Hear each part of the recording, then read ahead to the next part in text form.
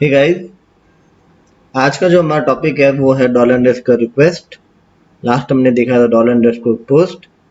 हमारा जो dollar underscore request है वो हमारे पीएचपी के सुपर ग्लोबल जो हमारा टॉपिक चल रहा है उसके अंदर आता है। डॉलर अंडरस्कोर रिक्वेस्ट में और डॉलर अंडरस्कोर पोस्ट में और डॉलर अंडरस्कोर गेट में क्या अंतर है। गेट और पोस्ट में हमने पिछले वीडियोस के अंदर अंतर देखा था। आज का जो हमारा है रिक्वेस्ट, चलो स्टार्ट करते हैं।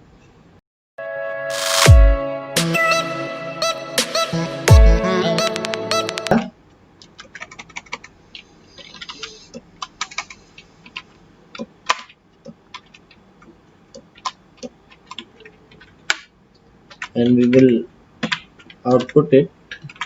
देखो, हमने जो आउटपुट बनाया है डॉलर अंडरस्कोर रिक्वेस्ट का एकदम ब्लैंक आया है। तो रिक्वेस्ट में कैसे डेटा आएगा? गेट में क्वेरी स्ट्रिंग से आएगा या फॉर्म का मेथड गेट होने से आएगा। पोस्ट में डेटा डॉलर फॉर्म का डेटा पोस्ट होगा तभी आएगा। इसी तरीके से मैं क्वेश्चन मार्क लिख देता हूँ, name is equal to Rajesh.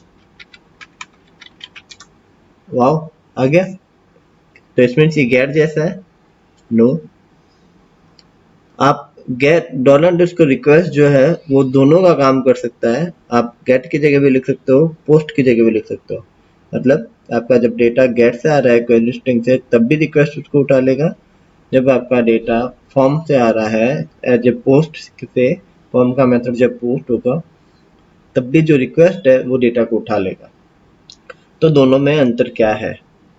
अंतर ये है, या कह सकते हैं कि ऐसे दिमाग में आ जाता है जब रिक्वेस्ट दोनों का काम कर सकता है तो रिक्वेस्ट ज़्यादा अच्छा है। नो, रिक्वेस्ट जो है वो पोस्ट के केस के अंदर काम का नहीं है। कैसे? हमने ये सिंपली फॉर्म बनाया हुआ है पोस्ट डेटा। हम कॉल कर लेते हैं इसको। इसके अंदर मैं व्यू सोर्स खोलता हूँ तो मुझे मिलता है एक पोस्ट एक्शन डॉट पीएचपी है, मुझे वो चाहिए। तो मैं बैक आता हूँ, लोकल होस्ट स्लैश इस फाइल को खोल देता हूँ। Oops, तीनों में एरर आ रही है। Variable action is not in line number 4, ये वो। तो मैं यहाँ इसको डिक्लेयर कर देता हूँ क्योंकि व्यू सोर्स में मुझे मालूम है एक तो इसके अंदर एक्शन देना है, एक val1 देना है, एक val2 देना है। क्वेश्चन मार्क एक्शन में मैंने दे दिया ऐड। नो, इसमें कोई फर्क नहीं पड़ा। इसका बहुत सिंपल सा रीजन ये है क्योंकि जो ये डेटा है वो डॉलर पोस्ट से एक्सेस हो रहा है। यदि मैं यहाँ डॉलर अंडरस्कोर रिक्वेस्ट लगा दूंगा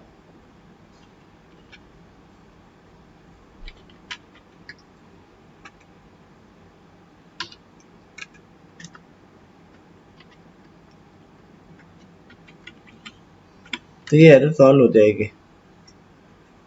देखो, ये मैंने कह दिया and val1 is equal to 12 and val2 is equal to 31 and answer आ गया। इट मीन्स हो क्या रहा है यहाँ पर, यदि फॉर्म के अंदर मैं डेटा को पोस्ट से भेजता हूँ तब भी हैंडल हो रहा है और मैं फॉर्म के अंदर डेटा को गेट से भेज रहा हूँ तब भी हैंडल हो रहा है। इट मीन्स रिक्वेस्ट जो है वो गेट और पोस्ट दोनों को हैंडल कर सकती है।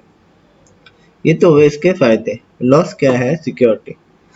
सिक्योरिटी क्या है? यदि मेरा फॉर्म बहुत इंपॉर्टेंट है, यहाँ मैंने खूब सारे वैलिडेशन लगाए हुए हैं, उसको सेटिस्फाई करने पर मैं चाहता हूँ मेरा पेज जो है वो सबमिट हो।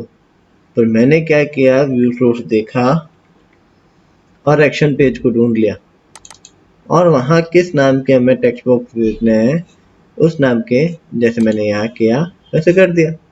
इससे हुआ क्या, जो फॉर्म है उसको हमने बिना सबमिट किए डेटा को यूआरएल से एक्शन पेज पर भेज दिया। उससे हमारा बहुत सारा लॉस हुआ। तो इसलिए कभी भी डॉलर अंडरस्कोर रिक्वेस्ट का फॉर्म का जब मेथड पोस्ट हो तो नहीं के बराबर यूज करना चाहिए। अब कब यूज करना चाहिए? बड़ा सिंपल है। यदि आपका एक सर्च पेज दो जगह से आता है, मतलब एक फॉर्म, दो फॉर्म से एक ही एक्शन बनता है, मतलब मैंने सिंपल दो फॉर्म बनाए, दोनों के एक्शन सेम ही है। फॉर एग्जाम्पल मैं इसको करके दिखा देता हूँ। जैसे पोस्ट डेटा है, मैंने इसको कॉपी किया एंड मैंने रिक्वेस्ट डेटा है उसके अंदर पेस्ट किया।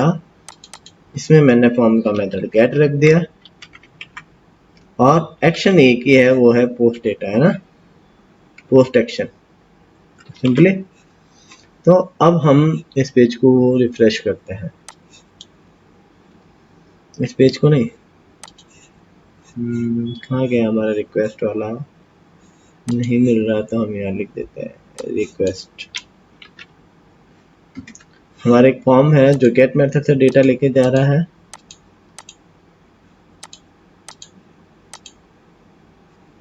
एक हमारा देखो ये गेट मेथड से डेटा को लेके जा रहा है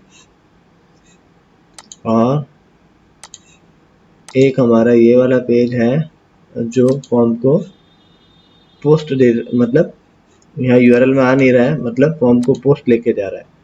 तो इस टाइप के हो, that time you use request.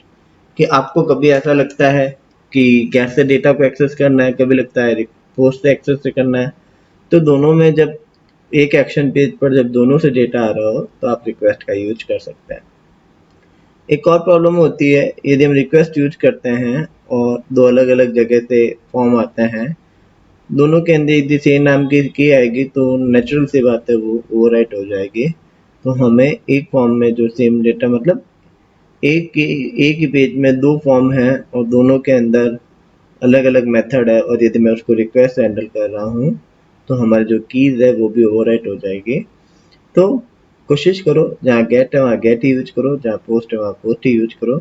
इसको तभी यूज करो जब आपको ऐसा लगता हो कि एक एक्शन पेज पर गेट और पोस्ट दो अलग अलग जगह से डेटा सेम ही टाइप का आ रहा है। That time I think you need to use request. Thank you. Hope आपको वीडियो अच्छा लगा है। अच्छा लगा है तो पेज को सब्सक्राइब कर दो, वीडियो को लाइक कर दो। Thank you.